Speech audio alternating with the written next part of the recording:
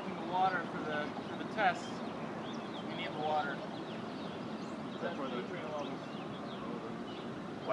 What nutrients are we testing? Nitrogen and phosphorus. Awesome. It smells kind of fishy down here. You guys smell that? Yep.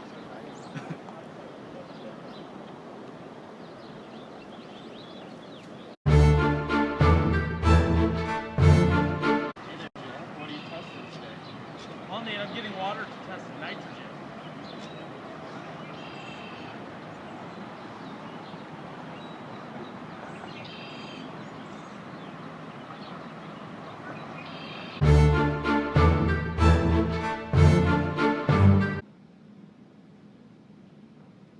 Alright, now that you got a chance to see what beautiful Tenney Park looks like on a nice Madison spring day, we're going to come to the classroom and talk a little bit more about our results.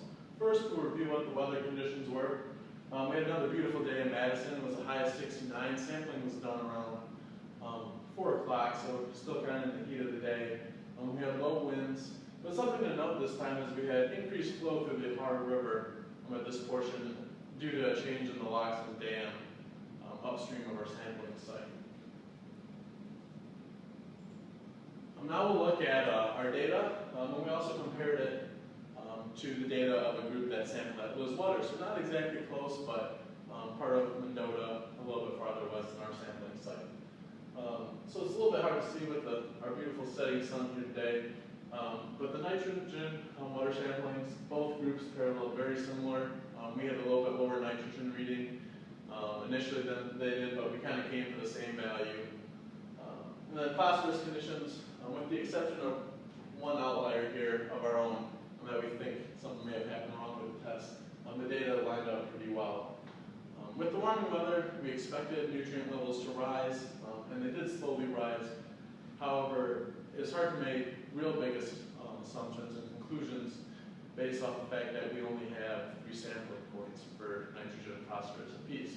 And this is one of the things that dealing with environmental conditions and conditions that are constantly changing, you need to have a large enough sample size to cancel out this error that can just happen from a different day, winds changing, to get good data. And then another thing that may have discrepancies between groups is an observational error.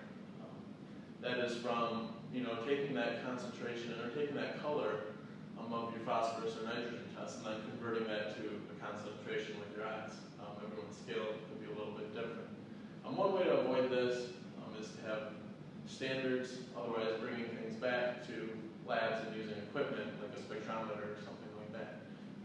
Overall, these are just some of the problems that you'll face out in the field.